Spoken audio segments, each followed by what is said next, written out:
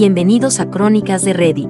Esta historia se titula, Mi esposa me exigió el divorcio y la casa. No puedes pagar un abogado para pelear contra mí. Yo le respondí, tienes razón. Me entregó los papeles en la corte, solo para ver al abogado de divorcios más temido y caro de la ciudad sentarse a mi lado. Él la miró y dijo, él no tiene que pagarme. Soy su hermano mayor. Mi esposa, Emilia, me informó el martes pasado que quería el divorcio. No había tristeza en sus ojos, ni arrepentimiento en su voz. Era una declaración de victoria. Estábamos sentados en la sala de estar de la casa que habíamos pasado 8 años convirtiendo en un hogar. Y me hablaba con la frialdad definitiva de un ejecutor corporativo. Se acabó, Tom, dijo, colocando una carpeta sobre la mesa de centro. Ya hablé con un abogado. Estos son mis términos. No abrí la carpeta. No tuve que hacerlo. Estaba más que feliz de enumerar sus exigencias. Quería la casa. La casa que mi abuelo me ayudó a pagar como enganche. Quería el 70% de nuestros ahorros compartidos. Quería pensión alimenticia por un mínimo de 5 años. No era una negociación. Era una rendición incondicional. Cuando terminó, se recostó con una sonrisa arrogante y segura en el rostro. Y no quiero pelear en esto, Tom, dijo, con una voz empapada de lástima condescendiente. Seamos realistas. Eres profesor de taller en una preparatoria. Tienes un buen sueldo, pero no puedes pagar un abogado de verdad. Mi abogado te enterrará en gastos legales antes de que siquiera veas el interior de una sala de audiencias. Es mejor que aceptes los términos y te vayas. Me quedé allí mirando a esta mujer a la que había amado, con la que había construido una vida, y sentí una profunda sensación de frialdad apoderarse de mí. No solo quería dejarme, quería arruinarme. Me veía como débil, como un obstáculo que aplastar y descartar. Su mayor arma, pensaba ella, era mi incapacidad para contraatacar. Dejé que el silencio colgara en el aire por un largo momento. Luego la miré, con el rostro impasible, y dije las 2 palabras que esperaba oír. Tienes razón. El alivio en su rostro fue inmediato. Había ganado. El humilde y sencillo maestro no iba a pelear. Se levantó, alisó su falda y dijo. Bien. Me alegra que seas sensato en esto. Te entregarán los papeles oficiales la próxima semana. Luego salió de la habitación. Esto es lo que Emilia sabía. Sabía que era un hombre de recursos modestos. Sabía que no tenía decenas de miles de dólares para tirar en una batalla legal. También sabía que tenía un hermano mayor llamado Mark. Lo que también sabía, y en lo que estaba apostando, era que Mark y yo no habíamos hablado en 5 años. Mark no es maestro. Mark es un tiburón. Es, sin exagerar, el abogado de divorcios más temido y caro del estado. Es un depredador legal cuyo nombre pone nerviosos a otros abogados. Y, para todos los efectos prácticos, ya no era parte de mi vida. Habíamos tenido una pelea después de la muerte de nuestros padres. Fue por la casa familiar, la casa en la que crecimos. Yo quería conservarla para preservarla como un recuerdo, un lugar para nuestras familias juntas. Soy sentimental así. Mark, siempre pragmático, la veía como un activo y líquido. Quería venderla, dividir el dinero y seguir adelante. Tuvimos una discusión amarga y terrible que terminó con nosotros en lados opuestos de un cañón de orgullo obstinado. No habíamos hablado desde entonces. Emilia había presenciado el final de esa ruptura. Me veía completamente y permanentemente aislado de la única persona poderosa en mi familia. En su cálculo estratégico, mi mayor activo potencial estaba muerto. Se equivocaba. Durante 3 días después de su anuncio, estuve en un lugar oscuro. Tenía razón en una cosa, no podía permitirme pelear contra ella, al menos no en sus términos. La idea de perder mi hogar, mis ahorros, todo por lo que había trabajado, era asfixiante. Al 4.º día, toqué fondo. Y desde allí, solo había un camino, hacia arriba. Tragué cada onza de mi orgullo, un orgullo que me había costado a mi hermano durante 5 años, y busqué su número privado de celular. Mi mano temblaba mientras marcaba. Esperaba que fuera al buzón de voz o que lo contestara una asistente de voz afilada. Pero después de 2 timbres, una voz profunda y familiar respondió. Hola, Mark, dije, con una voz que sonaba débil y extraña hasta para mis propios oídos. Soy Tom. Hubo una larga pausa. Por un momento pensé que iba a colgar. Tommy, dijo finalmente, el viejo apodo sonando extraño después de tantos años. ¿Qué pasa? Y entonces lo solté todo. Le conté todo. Le hablé de las exigencias de Emilia, de su abogado, de su frialdad, y le repetí su última burla arrogante. No puedes pagar un abogado para pelear contra mí. Otro silencio largo y pesado se extendió entre nosotros. Cuando finalmente habló, su voz era distinta. La sorpresa había desaparecido, reemplazada por algo que no escuchaba en años. Era el sonido de un hermano mayor protector. Era el sonido del acero. ¿Qué dijo?, preguntó, con una voz peligrosamente tranquila. Repetí sus palabras. Vale, dijo. ¿Cuándo y dónde es la primera audiencia? El próximo martes en la corte del centro, le dije. Despejaré mi agenda, dijo. No hables con ella. No hables con su abogado. No firmes nada. Solo preséntate el martes. Yo te encontraré allí. Colgamos. Me quedé sentado, con el corazón latiendo con una mezcla de terror y una esperanza aterradora. Emilia pensaba que me había desarmado. No tenía idea de que acababa de entregarme un arma nuclear. Estaba a punto de aprender una lección muy dura sobre lo que realmente significa la familia. La mañana de la audiencia preliminar fue un martes lluvioso y miserable. Se sentía apropiado. Entré a la corte solo, sintiéndome exactamente como el hombre derrotado que Emilia esperaba que fuera. Llevaba mi mejor y único traje, el que normalmente reservo para bodas y funerales. Se sentía un poco de ambas cosas. Entré a la sala de audiencias designada. Era una habitación estéril e impersonal que olía a papel viejo y ansiedad.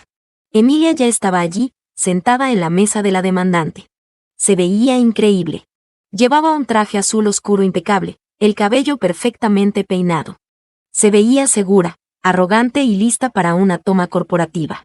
A su lado estaba su abogado, un hombre de unos 50 años con una sonrisa de autosatisfacción permanentemente grabada en el rostro. Reían en voz baja cuando entré. Ella me vio y su sonrisa vaciló por un segundo, reemplazada por una mirada de lástima. Probablemente esperaba que me viera más destrozado. Solo sostuve su mirada, con expresión en blanco, y caminé hacia la mesa del demandado. Me senté, coloqué mi viejo maletín sobre la mesa y esperé. Su abogado se levantó y se acercó con paso lento. Señor Miller, dijo, con una voz empapada de condescendencia. Me alegra ver que está aquí. Confío en que ha tenido tiempo de revisar la propuesta muy generosa de mi clienta.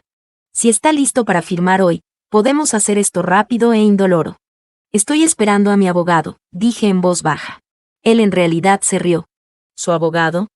Buena suerte con eso. No alarguemos esto. Regresó a su mesa. El alguacil llamó al orden. La jueza, una mujer de aspecto severo, entró y tomó asiento. Miró el expediente. Miller contra Miller, anunció. ¿Están ambas partes presentes y representadas? El abogado de Emilia se levantó. Sí, su señoría. Alan Davis representando a la demandante, la señora Emilia Miller. La jueza me miró a mí, el demandado.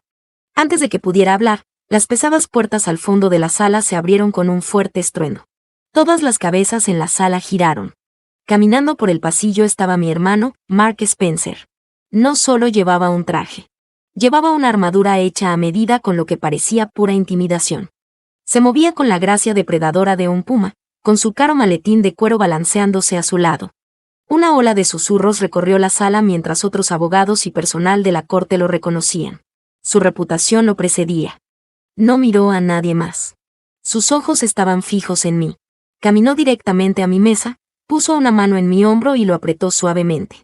Luego se sentó a mi lado, colocando su reluciente maletín sobre la mesa con un clic sólido y definitivo. El sonido resonó en la sala silenciosa. Miré a Emilia. Su expresión arrogante había desaparecido por completo.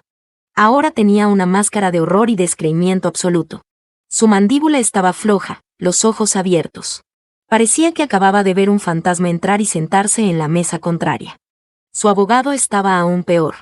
El color había desaparecido de su rostro y su sonrisa se había esfumado, reemplazada por una mirada de puro terror. Sabía exactamente quién era mi hermano. Mark se inclinó hacia mí, ignorando al resto de la sala. Perdón por llegar tarde, hermanito, susurró, con una leve sonrisa en los labios. El tráfico fue un infierno. Luego enderezó su postura, todo profesionalismo. Miró directamente a la jueza. Mark Spencer, su señoría, dijo, con una voz grave y autoritaria que llenó la sala. Representando al demandado, el señor Thomas Miller.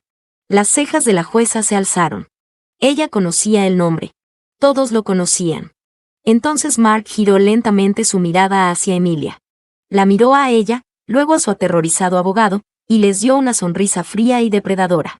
Mis disculpas por la demora, dijo, con una voz empapada de cortesía fingida. Luego miró a Emilia y soltó la frase que destrozó por completo su mundo. Él no tiene que pagarme.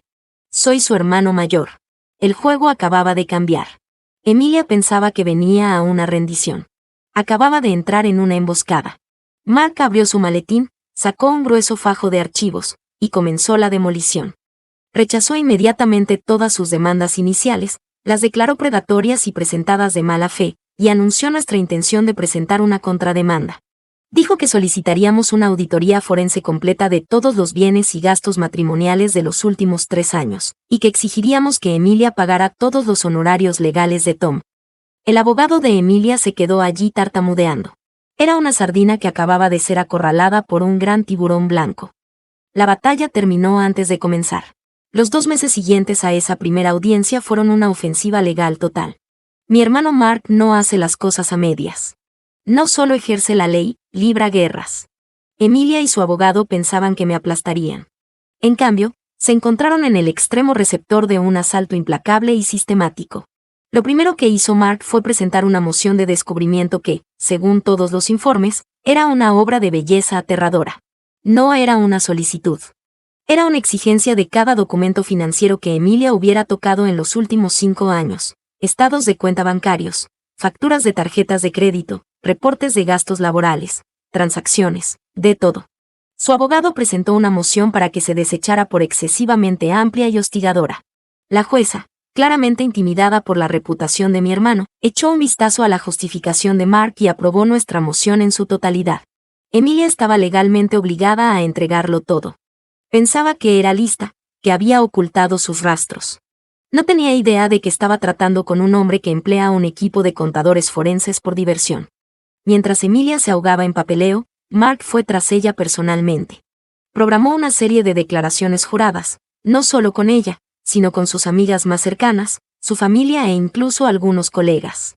Su estrategia era simple, aplicar presión desde todos los frentes hasta que la verdad saliera a la luz.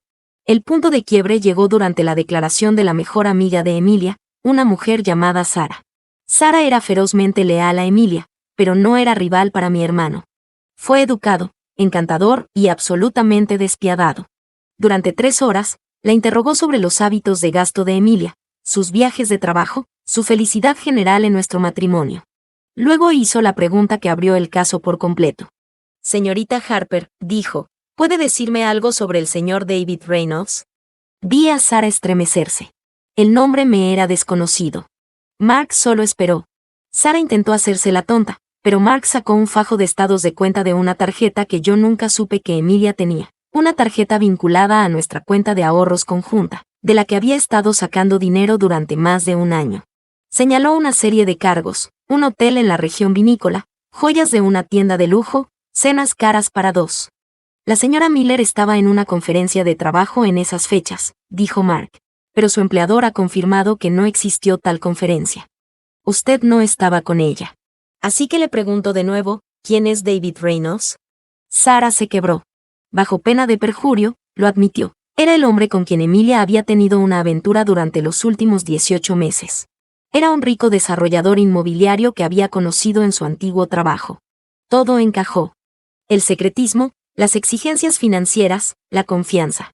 No solo me dejaba por otra persona. Intentaba saquear nuestro matrimonio para llevarse los activos a su nueva y mejorada vida. Su plan era usar mi dinero para financiar su futuro con su amante. La declaración de su amante, David, fue aún más reveladora. Era un hombre arrogante y engreído, pero su arrogancia se derrumbó bajo el interrogatorio implacable de Mark. Admitió la aventura. Admitió que él y Emilia habían planeado el divorcio juntos. Incluso admitió que fue idea suya que ella exigiera la casa y la pensión alimenticia, diciéndole que yo sería demasiado pobre y débil para pelear. Nos habían subestimado. Habían subestimado a mi familia. Con esas declaraciones, el caso de Emilia no solo se debilitó, fue aniquilado. Había cometido perjurio en sus declaraciones iniciales al afirmar que era una esposa fiel. Había ocultado activos y fondos matrimoniales. Era una mentirosa y una estafadora. Su abogado llamó a Mark, suplicando un acuerdo. Dijo que Emilia estaba dispuesta a retirar todas sus exigencias y simplemente irse. La respuesta de Mark fue fría. No. Irse es un privilegio que no se ha ganado. No vamos a acordar nada. Vamos a juicio, y la vamos a reducir a cenizas. Ella quería una pelea. Y ahora la tenía. Habían pasado 6 meses desde que entré por primera vez a esa sala de audiencias como un hombre que pensaba haberlo perdido todo. Hoy puedo decirles que estaba equivocado. No perdí nada que realmente importara. Lo recuperé todo. La fecha final en la corte fue una formalidad. Frente a la montaña de pruebas en su contra, las declaraciones, los informes contables forenses, la prueba de su aventura y su conspiración para cometer fraude, Emilia no tuvo más opción que rendirse por completo. Su abogado, con aspecto cansado y totalmente derrotado, le aconsejó aceptar cualquier condición que ofreciéramos. Y las condiciones que redactó mi hermano fueron brutales. Emilia no solo se fue sin nada. Se fue con menos que nada. Fue obligada a renunciar a cualquier reclamo sobre la casa. Su demanda de pensión alimenticia fue desestimada con perjuicio. Y como Mark pudo demostrar que había gastado más de $60,000 de bienes matrimoniales en su aventura, hoteles, regalos, vacaciones con su amante, el juez ordenó que esa cantidad se descontara de su parte de nuestros ahorros y se me devolviera a mí. Salió del matrimonio con una fracción mínima de lo que originalmente pidió, una montaña de sus propias facturas legales y la humillación pública de tener todo su esquema expuesto en una corte de justicia. Las consecuencias en su vida personal fueron igual de devastadoras. Su amante, al enfrentar las consecuencias legales y sociales de sus actos, la abandonó casi de inmediato. Era un hombre atraído por los ganadores, y Emilia acababa de sufrir una derrota pública espectacular. Sus amigas, muchas de las cuales habían sido obligadas a testificar bajo juramento sobre sus mentiras, se alejaron de ella. Perdió a su prometido, su casa, sus ahorros, su novio y su reputación, todo de un solo golpe.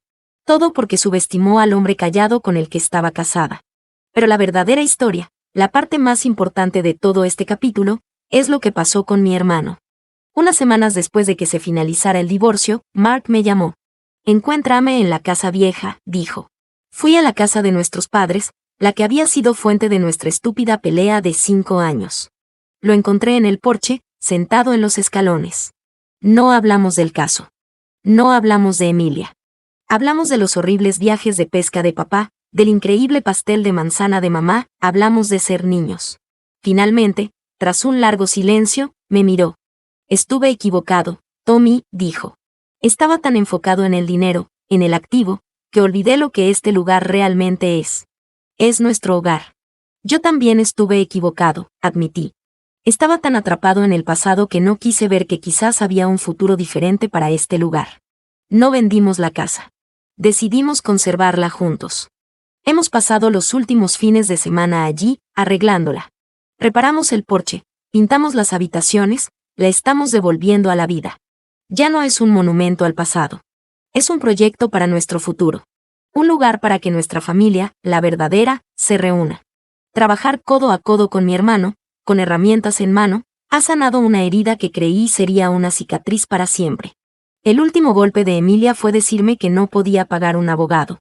Su avaricia, su arrogancia, su creencia de que era débil y estaba solo, eso fue precisamente lo que me obligó a hacer esa llamada que trajo de vuelta a mi hermano a mi vida.